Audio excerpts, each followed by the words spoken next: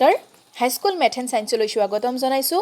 আজি এই ভিডিঅ'টোত দশম মানৰ বিজ্ঞানৰ অত্যন্ত অতি প্ৰয়োজনীয় পাঠ বিদ্যুতৰ প্ৰথমটো খণ্ড আলোচনা কৰিম এই পাঠটো পৰীক্ষাৰ দৃষ্টিকোণৰ পৰা যথেষ্ট প্ৰয়োজনীয় আনহাতে যিসকল ছাত্ৰ ছাত্ৰীয়ে ভৱিষ্যতে বিজ্ঞান শাখাত নামভৰ্তি কৰিব বিচাৰিব সেই ছাত্ৰ ছাত্ৰীসকলৰ বাবে এই পাঠটোৰ কনচেপ্ট ক্লিয়াৰ থকাটো কিন্তু অত্যন্ত প্ৰয়োজনীয় সেই কাৰণে এই পাঠটো ভালদৰে বুজিবলৈ প্ৰথমতে আমি পাঠটোত উল্লেখ নথকা কেইটামান সৰু সৰু কথা আলোচনা কৰি ল'ব লাগিব এই কথাকেইটা ভালদৰে বুজি পালে তোমালোকে পাঠটোৰ ভিতৰত থকা কথাখিনি অতি সহজতে বুজিব পাৰিবা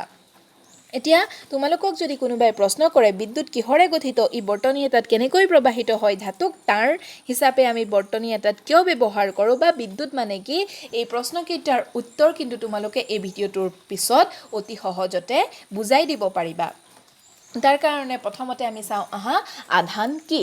আধান হৈছে কোনো এটা কণাত থকা এটা বিশেষ ধৰ্ম আধান কোনো কণা নহয় কিন্তু আধান কোনো এটা কণাত থকা বিশেষ এটা ধৰ্ম যেনেকৈ চুম্বকৰ এটা ধৰ্ম হৈছে ইলু আকৰ্ষণ কৰে তেনেকৈ কোনো এটা কণাৰ এটা ধৰ্ম হ'ব পাৰে আধান ইতিমধ্যে তোমালোকে কিন্তু আধান শব্দটোৰ সৈতে চিনাকি হৈ আহিছা তোমালোকে নৱম মানৰ পৰমাণু গঠন পাঠটোত পাইছিলা যে পৰমাণু এটাৰ ভিতৰত থকা উপপাৰমাণৱিক কণাবোৰ হৈছে ইলেক্ট্ৰন প্ৰটন আৰু নিউট্ৰন তোমালোকে ইতিমধ্যে পাইছা যে ইলেক্ট্ৰন ঋণাত্মক আধানযুক্ত প্ৰটন ধনাত্মক আধানযুক্ত আৰু নিউট্ৰন হৈছে আধানহীন গতিকে আধান দুই প্ৰকাৰৰ হ'ব পাৰে এটা হৈছে ঋণাত্মক আধান আনটো হৈছে ধনাত্মক আধান এতিয়া আন এটা প্ৰশ্নৰ উত্তৰ আমি জানিব লাগিব কোনো এটা বস্তু আহিত হ'লে তাত কিমান আধান থাকে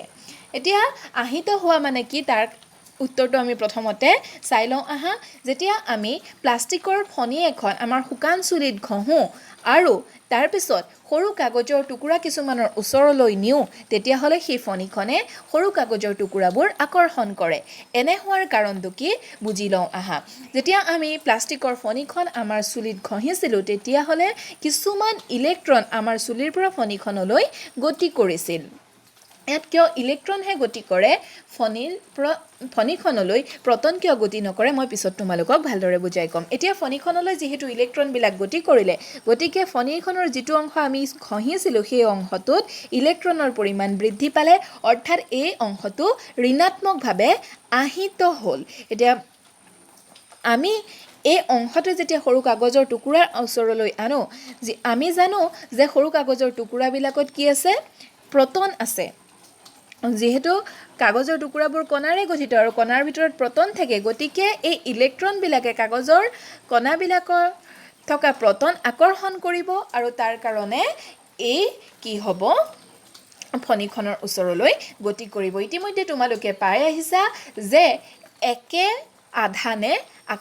বিকৰ্ষণ কৰে আৰু বেলেগ বেলেগ আধানে আকৰ্ষণ কৰে অৰ্থাৎ ধনাত্মক আধানে ঋণাত্মক আধানক আকৰ্ষণ কৰিব আৰু ধনাত্মক আধানে বিকৰ্ষণ কৰিব ঋণাত্মক আৰু ঋণাত্মক আধানে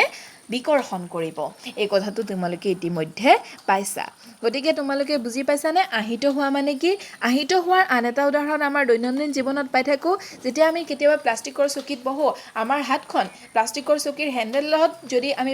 বাৰে বাৰে ঘঁহাই থাকোঁ তেনেহ'লে আমাৰ এনে অনুভৱ হয় যেন প্লাষ্টিকৰ চকীৰ হেণ্ডেলডালে আমাৰ হাতখনৰ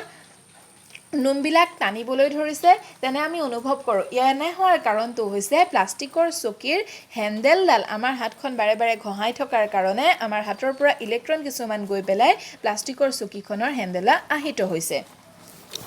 গতিকে এনে কিছুমান উদাহৰণ আমি দৈনন্দিন জীৱনত প্ৰায় থাকোঁ এতিয়া আমি প্ৰথমতে চাই লওঁ ইলেক্ট্ৰনৰ আধান কিমান আৰু প্ৰটনৰ আধান কিমান ইলেক্ট্ৰনৰ আধান হৈছে -1.6 ইনটু 10⁻⁻19 কুলম্ব আৰু প্ৰটনৰ আধান একেটাই মান তাৰ আগত যায় কিন্তু ধনাত্মক চিন আমি ব্যৱহাৰ কৰিছোঁ এনে হোৱাৰ কাৰণটো কি ইলেক্ট্ৰনৰ আধান যিহেতু ঋণাত্মক তাৰ কাৰণে মাইনাছ আৰু প্ৰটনৰ আধান যিহেতু ধনাত্মক তাৰ কাৰণে আমি প্লাছ চিন ব্যৱহাৰ কৰিছোঁ ইয়াত তোমালোকক মই চিটোক কি বুলি ক'লোঁ কুলম্ব বুলি ক'লোঁ এই কুলম্বটো হৈছে আধানৰ SI একক এতিয়া একক কি তোমালোকৰ জানাই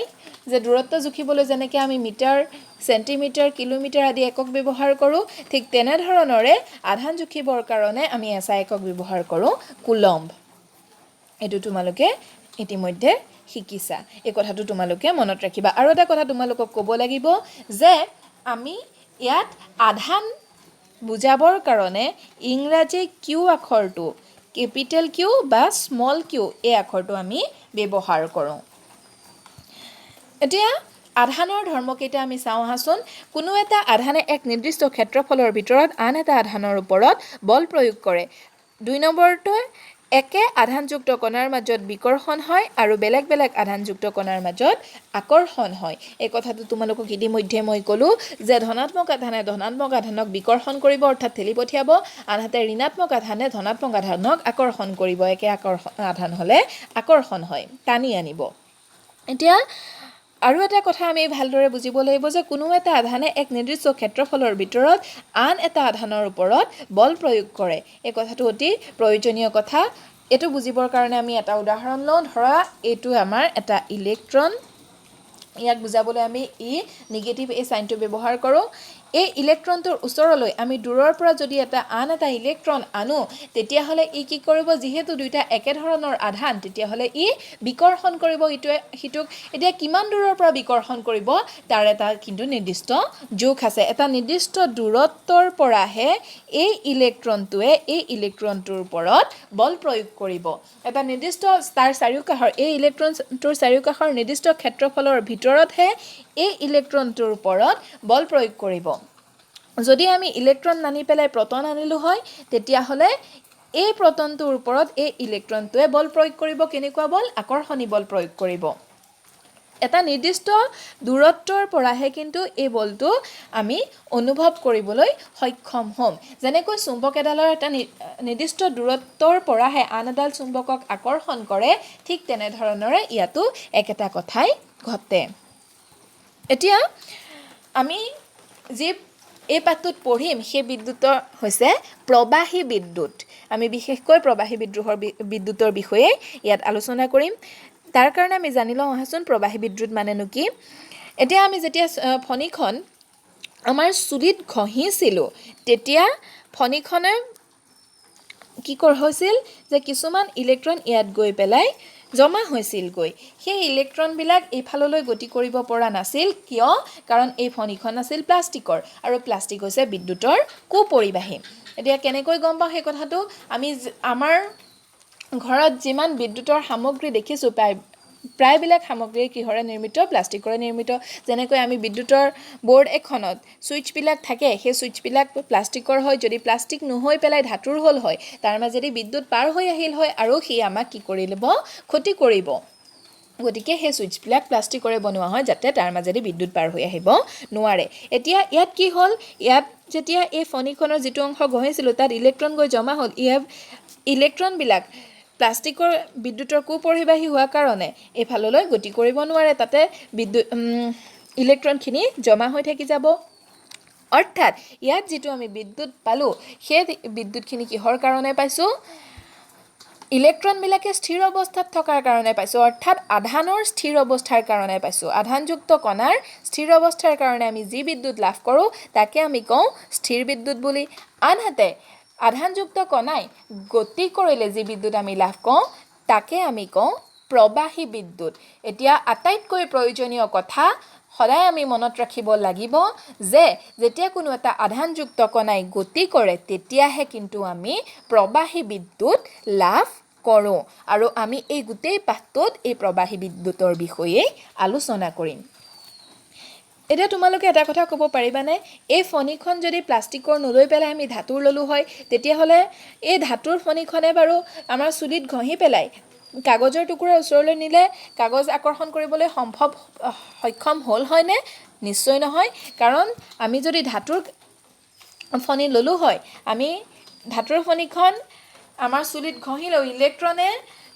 আমাৰ চুলিৰ পৰা ফণীখনলৈ গতি কৰিলেও ফণীখনত গৈ ই জমা হৈ নাথাকে ই কি কৰিব ধাতুৰ মাজেদি কি কৰিব পাৰে বিদ্যুৎ প্ৰবাহিত হ'ব পাৰে কাৰণে এই ইলেক্ট্ৰন বিলাক গতি কৰি আন এটা অংশলৈ গুচি যাব গতিকে ইয়াত ইলেক্ট্ৰনখিনি সঞ্চিত হৈ নাথাকে অৰ্থাৎ এই অংশটো ঋণাত্মকভাৱে আহিত হৈ নাথাকে গতিকে ই আন ধনাত্মক আধানক আকৰ্ষণ কৰিব নোৱাৰিলে হয় এতিয়া বিদ্যুৎ প্ৰবাহৰ বাবে আধানযুক্ত কণাৰ গতি সৃষ্টি হোৱাটো দৰকাৰ। এই কথাটো কিন্তু আমি অনবৰতে মনত ৰাখিব লাগিব। বিদ্যুৎ প্ৰবাহ কঠিন, জলীয় আৰু গেছীয় যিকোনো মাধ্যমত হ'ব পাৰে। এই কথাটো কেনেকৈ আমি গম পাম? আমি দেখিছোঁ কঠিন তাঁৰবিলাক আমি ব্যৱহাৰ কৰোঁ এই বিদ্যুৎ প্ৰবাহৰ কাৰণে, গতিকে সেইটো আমি সদায় আগৰ পৰাই জানিছোঁ। কিন্তু জুলীয়া পদাৰ্থৰ মাজেৰেও বিদ্যুৎ যে প্ৰবাহিত হয় সেই কথাটো আমি চাবৰ কাৰণে আমি কি কৰিব পাৰোঁ, অলপমান নিমখ যদি আমি পানীত দ্ৰৱীভূত কৰোঁ তেতিয়াহ'লে কি হয়, নিমখখিনি ছ'ডিয়াম NaCl সংকেত নহয় জানো, আমি খোৱা নিমখৰ সংকেত হৈছে ছ'ডিয়াম ক্লৰাইড NaCl। ই কি হয়, পানীত দ্ৰৱীভূত হ'লে ছ'ডিয়াম আয়ন Na+ আৰু ক্ল'ৰিন আয়ন তালৈ পৰিৱৰ্তন হয়। এতিয়া এই নিমখৰ পানীখিনিৰ লগত যদি আমি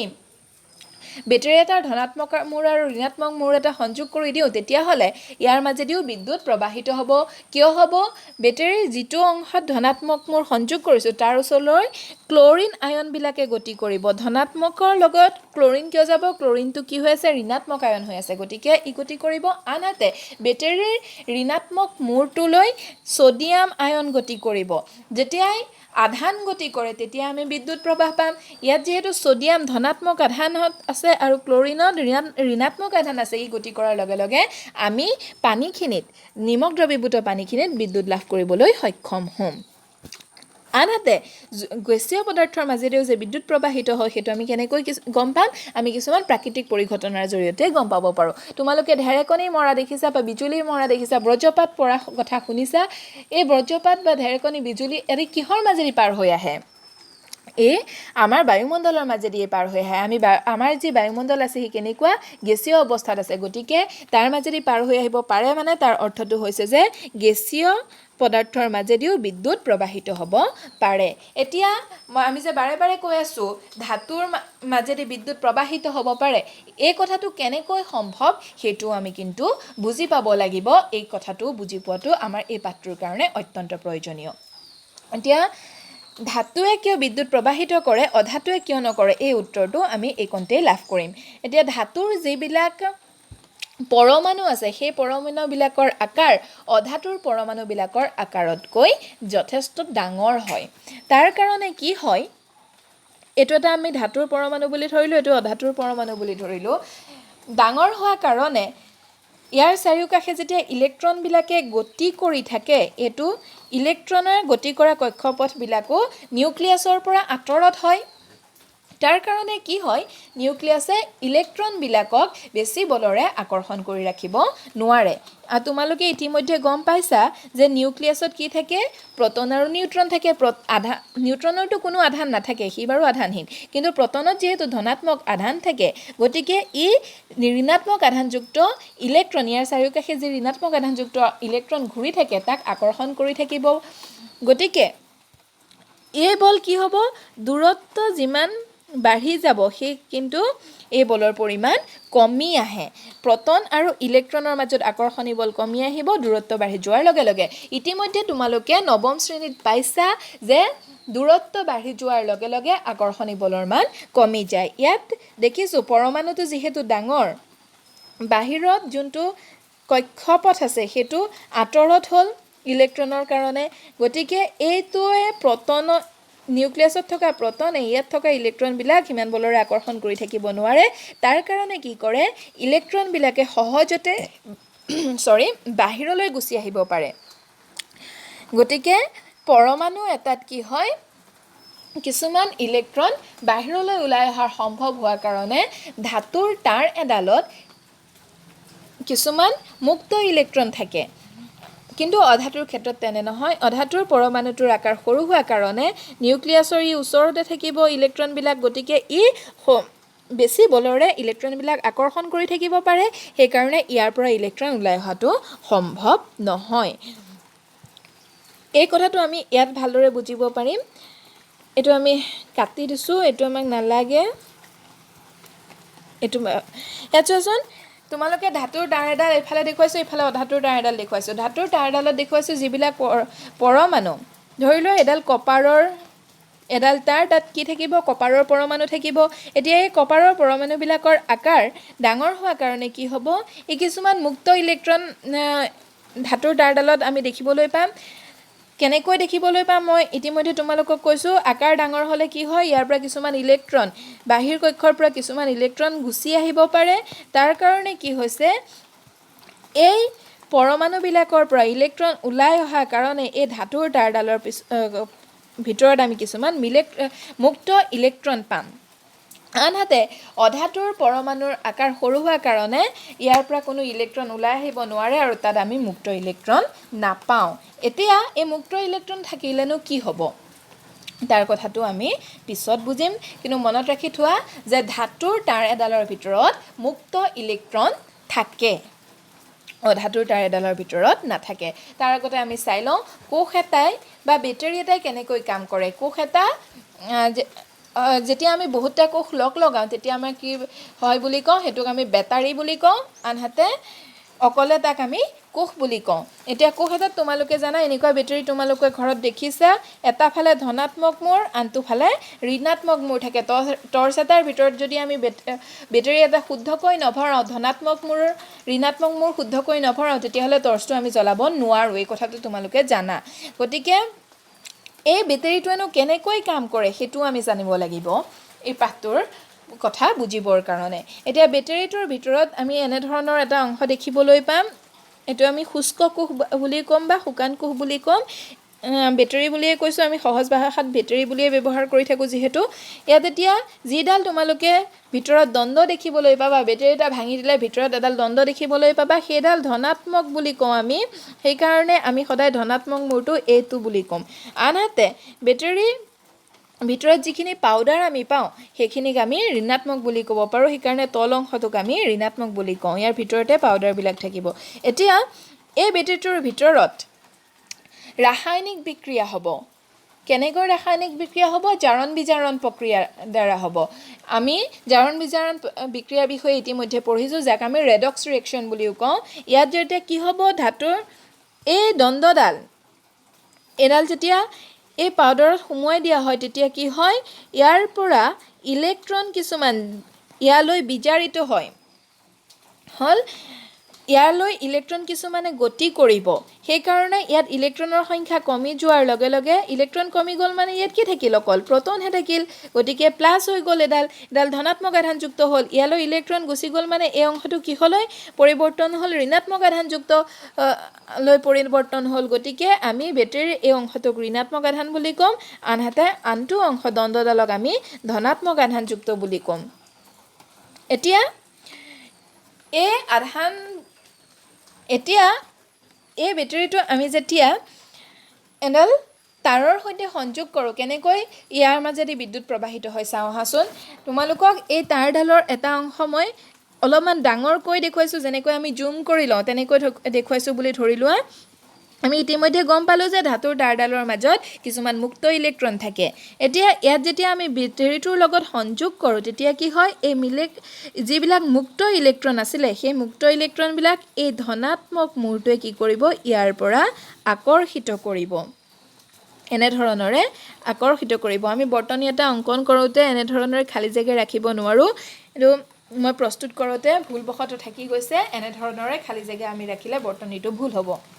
এতিয়া এনেধৰণৰে সংযোগ কৰাৰ পিছত কি হ'ব ইলেক্ট্ৰনবিলাকে এই অংশটোৱে আকৰ্ষণ কৰিব কিয় আকৰ্ষণ কৰিব এইটো ধনাত্মক মেৰু হয়নে নহয় বেটাৰীটোত এতিয়া আমি জানো ধনাত্মকে ঋণাত্মকক আকৰ্ষণ কৰে তাৰ কাৰণে ইলেক্ট্ৰনবিলাক যিহেতু ঋণাত্মক গতিকে ই ইয়ালৈ আকৰ্ষণ কৰিব তাৰ কাৰণে ইলেক্ট্ৰনবিলাক ইয়াত যিবিলাক মুক্ত ইলেক্ট্ৰন আছিলে এইবিলাক মুক্ত ইলেক্ট্ৰনে ইয়াত এনেই গতি কৰি আছিলে সি কি কৰিব এটা দিশ লাভ কৰিব তাৰ কাৰণে ইয়াৰ পৰা ইয়ালৈ এই ইলেক্ট্ৰনবিলাক গুচি আহিব আৰু ইলেক্ট্ৰন গতি কৰাৰ লগে লগে কি হ'ব ইলেক্ট্ৰন গতি কৰাৰ লগে লগে আমাৰ তাত বিদ্যুৎ প্ৰবাহিত হ'ব কেনেকৈ হ'ব ইলেক্ট্ৰন হৈছে আধানযুক্ত কণা আৰু যেতিয়া মই কৈছিলোঁ যে আধানযুক্ত কণাই গতি কৰিব তেতিয়াই বিদ্যুৎ প্ৰবাহ সৃষ্টি হয় এতিয়া এই অংশটোত কি হ'ব এইটো ঋণাত্মক আধানযুক্ত হয়নে ই কি কৰিছে এই অংশটো ক'ত লগাইছোগৈ ইয়াত লগাইছোগৈ গতিকে ই কি কৰিব এই ঋণাত্মক আধানযুক্ত ইলেক্ট্ৰনবিলাকক ঠেলি পঠাব কিনি ঠেলি পঠাব এইফাললৈ ঠেলি পঠাব এইফালৰ পৰা টানি আছে এইফালৰ পৰা ঠেলি আছে গতিকে ইয়াৰ মাজেদি ইলেক্ট্ৰন গতি কৰাৰ কাৰণে এই বৰ্তনীটোত আমি বিদ্যুৎ প্ৰবাহ লাভ কৰিম এতিয়া ইয়াত এটা কথা তোমালোকে জানি থোৱা যে ইয়াৰ পৰা ইলেক্ট্ৰন আহি পেলাই যেতিয়া এই পুনৰ কাৰ্বন দণ্ডডাল ইয়াৰ ভিতৰত আছিলে নহয় এই দণ্ডডালত প্ৰৱেশ কৰিব তাত পুনৰ আকৌ ৰেডক্স ৰিয়েকশ্যন হ'ব আকৌ ৰাসায়নিক বিক্ৰিয়া হ'ব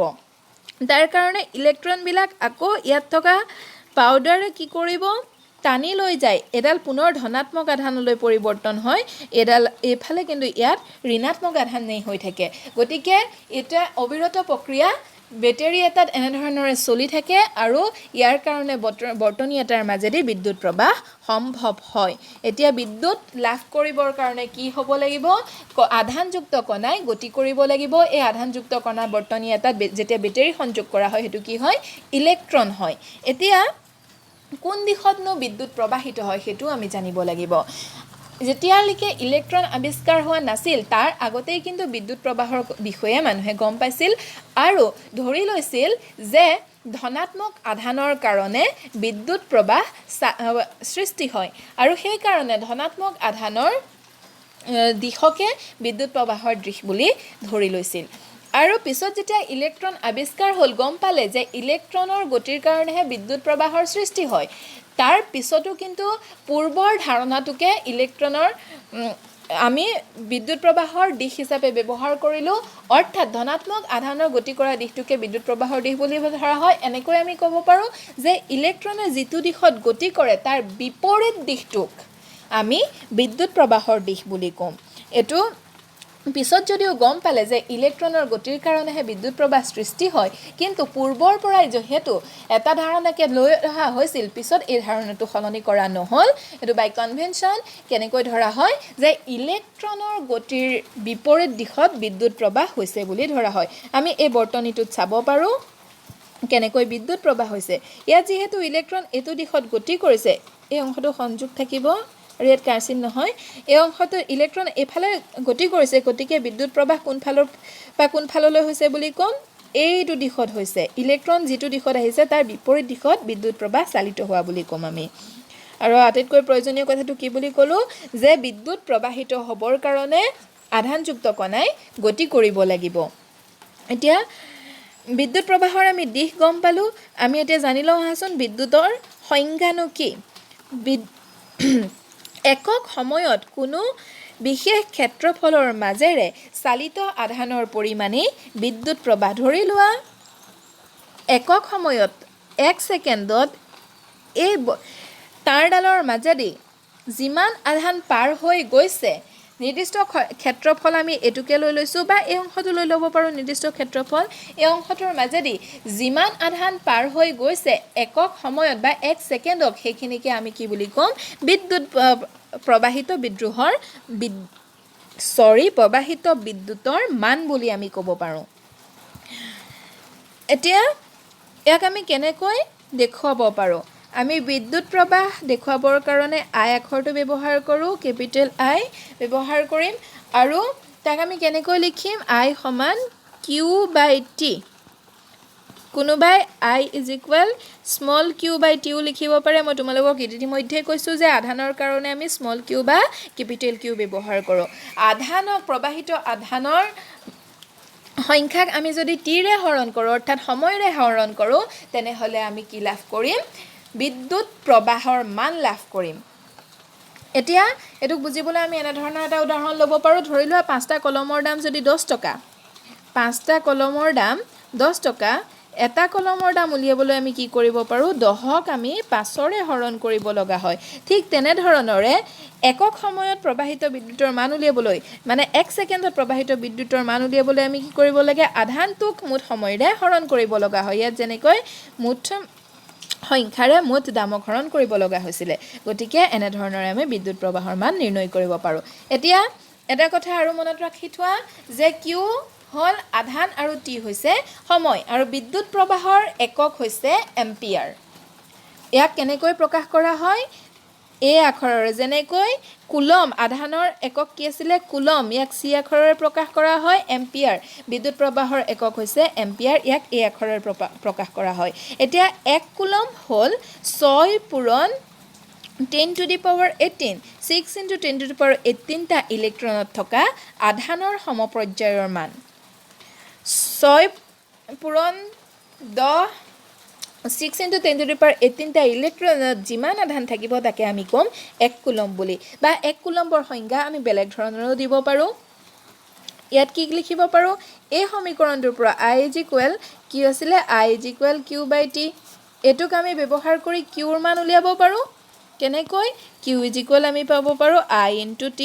এতিয়া q I into t পালো এতিয়া q ৰ জায়গাত যদি আমি 1 কুলম বহাই দিওঁ I জায়গাত যদি 1 এম্পিয়াৰ বহাই দিওঁ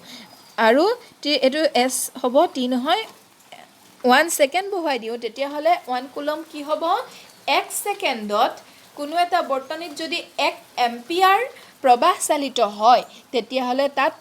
জড়িত আধানৰ পৰিমাণ কিমান বুলি ক'ব পাৰো আমি 1 কুলম বুলি ক'ব পাৰো এতিয়া এই সূত্ৰটোত আন এটা কথা তোমালোকে চোৱা ইয়াত কি ব্যৱহাৰ কৰিছো আমি I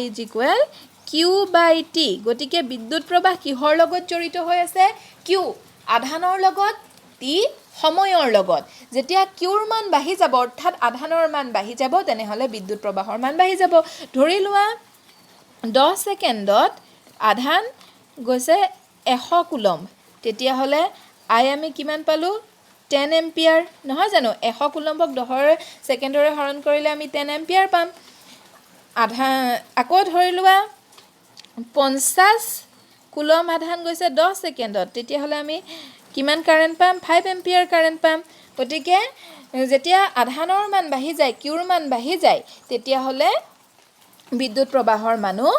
বাঢ়ি যায় আকৌ সময় যদি কম সময়তে বেছি আধান প্ৰবাহিত হয় তেতিয়া হলে বিদ্যুৎ প্ৰবাহৰ মানো বাঢ়ি যায় কেনেকৈ হয় ধৰি লোৱা 10 কুলম আধান 2 সেকেন্ডত প্ৰবাহিত হৈছে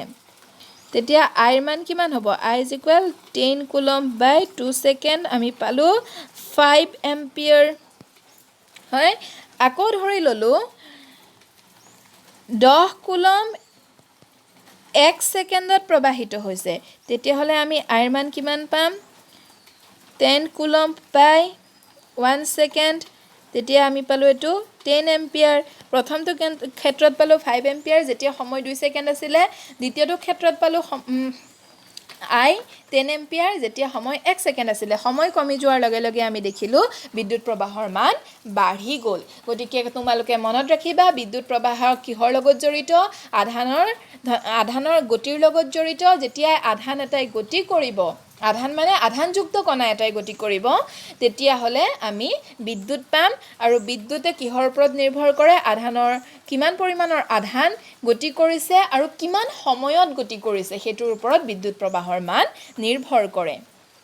আজিৰ ভিডিঅ'ত আমি ইমানখিনি কথা আলোচনা কৰিলো পৰৱৰ্তী ভিডিঅ'ত তোমালোকৰ কাৰণে লৈ আহিম বিভৱ ভেদ কি কেনে ধৰণৰে বৰ্তনী এটাৰ মাজত বিভৱ ভেদে কাম কৰে ওহমছ ল